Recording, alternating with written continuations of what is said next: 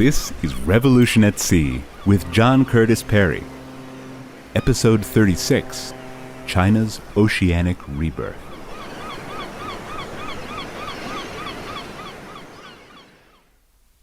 China's oceanic rebirth now leads the world in infrastructure investment, spinning vast new regional connections through high-speed railways, dams, tunnels, and ports. This huge initiative is clearly to China's political, strategic, and economic advantage. At home, it would help bring the lagging interior of the nation up to the advanced economic status of the coastal provinces. Abroad, it is bringing China a new presence. As a result of trade within the last couple of generations, many Chinese people have come to enjoy rising standards of living. Hundreds of millions have moved from desperate poverty to decent livelihood. But China has problems, reflected in its economy and society, an ossified polity and a culture of corruption, with public dissatisfaction expressing itself in rural violence and riots. Rapid industrialization has led to a despoiled environment. Fresh water is contaminated, and there is not enough. The north always has been arid. Desert now encroaches on farmland. And the Yellow River, a source of water for 140 million people, is now increasingly saturated with pollutants or sucked dry by farms and factories. Air pollution affects urban areas at immense cost to public health. Such environmental degradation is part of an overall pattern resulting from the speed and intensity of modernization. A rapidly aging population makes Chinese demography unfavorable over the long run. Economic uncertainties abound with severe defects in the financial structure. Non-performing loans, cronyism, and the opacity of the business regulatory environment. A weak legal structure illustrated by the acceptance of intellectual piracy. Corporate governance and shareholder rights have only a slender tradition. Auditors can be threatened if they produce true figures. China's need for natural resources to feed huge economic growth has established a new global imprint. This new global interest has certainly fed an expanded definition of national security, conspicuously on the maritime frontier. To international relations, rapidity of change is always unsettling. China's rapid emergence causes considerable anxiety to its neighbors, especially manifested in simmering territorial disputes over islands in both the East China and South China Seas. The 1990 collapse of the Soviet Union carried huge implications for China. This meant the end of continental threat for the first time in millennia. With the exception of Islamic separatism, land borders are now relatively secure. The Chinese do not acknowledge that they too were perpetrators of continental imperialism. While Oceanic Europe was expanding overseas, Imperial China built a vast continental empire to the northwest. This was the largest empire in Chinese history, expanding into the vast, dry steppelands of Central Asia. Chinese expansion moved east also by including Taiwan, an undeveloped island off the coast, home to Aboriginal peoples. Until the 19th century, Taiwan was not a part of the Chinese world. When the Qing dynasty, the last imperial dynasty, was young and vigorous in the 17th century, it pushed into these vast borderlands from Tibet to Manchuria, greatly increasing the size of China at the expense of local peoples and their cultures.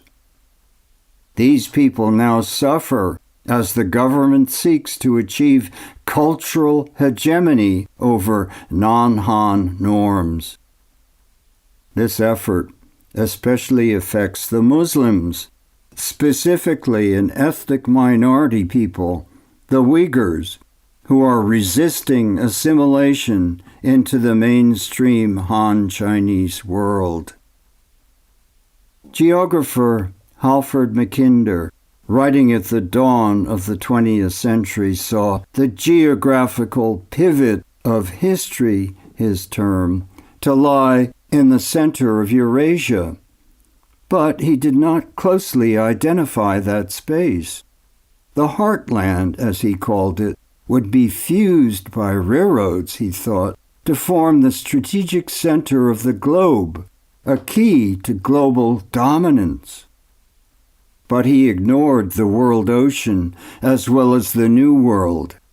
Today, the Chinese do not. Their reach is farther. China has always been a regional presence, if not a power. Now, for the first time in its history, thanks to salt water, China has rapidly made itself global, part of East Asia's emergence as a major player in world affairs. China has created a network stretching across the world, undergirded by seaports, shipping lines, and merchant enterprises. China is now the world's largest commercial ship builder. China floats the world's third largest merchant fleet.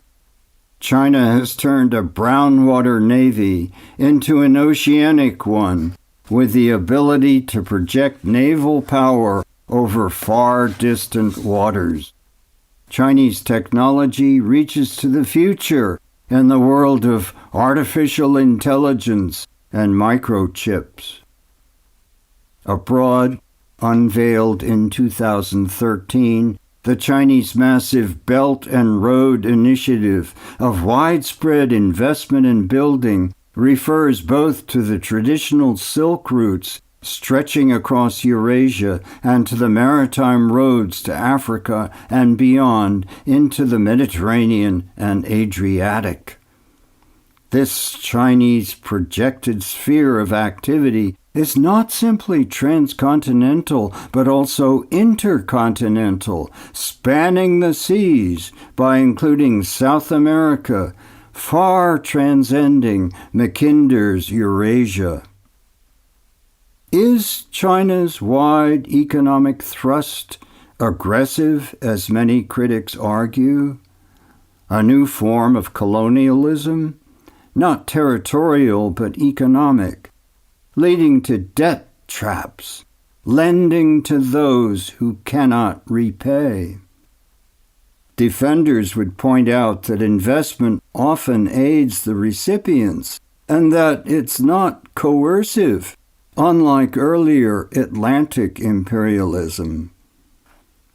But uncertainty about China's ultimate intentions gives rise to unease on the part of other powers. Will China's success bring much of the outside world into a tributary network, such as Imperial China built in its East Asian region of influence? But Imperial China's concept of international relations was generally passive, not active. The barbarian outsider was invited to become part of the Chinese world, but only if he chose to do so.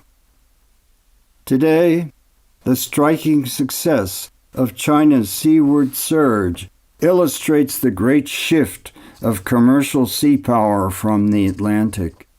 Changing global trade routes, reducing travel times and trade costs carries profound impact, both for the winners and the losers. Because China has made itself a global presence for the first time in history, this is surely one of the great phenomena of our times, a major chapter in oceanic revolution. The Chinese, keen students of history, firmly believe that China must be a great power. Its new wealth, its size, its population, its traditional regional preeminence caused many Chinese to see the splendor of their Ming and earlier era as an appropriate norm for a new China with global reach. How will the world receive political totalitarianism as the Chinese now define and practice it? In authoritarian imperial China, people said, "The emperor is high, but always far away." In the totalitarian China of Xi Jinping, the emperor is high, but thanks to contemporary technology, he's always there, right by your side. In the imperial era, there were conflicting points of view. Buddhism and Taoism offered alternatives. The Chinese were largely free to speak, read, or listen. Now, today, often they are not. In the international world, will China become a model for others? Will Chinese replace English as the leading international language? Will the world follow Chinese practices in international relations? I can't resist asking, will chopsticks replace the knife and fork? These changes seem unlikely, and yet China's enormous economic success should give us pause. What does it say for us?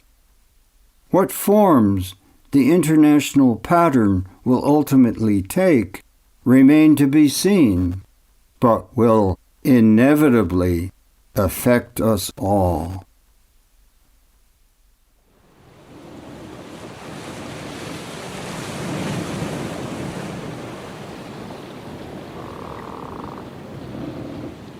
This brings us to the end of our journey of exploration through the seas of maritime history. But we have a little bit more. Join us next time for episode 37, Postlude, when John Curtis Perry will add a few words as a summary of our time together. Revolution at Sea is written and spoken by John Curtis Perry, with additional voicing by Jamie Rosenberg. Recording by Charlotte Allard in Gloucester, Massachusetts. Production and distribution by Albert Bouichade Foray. Goodbye until next time.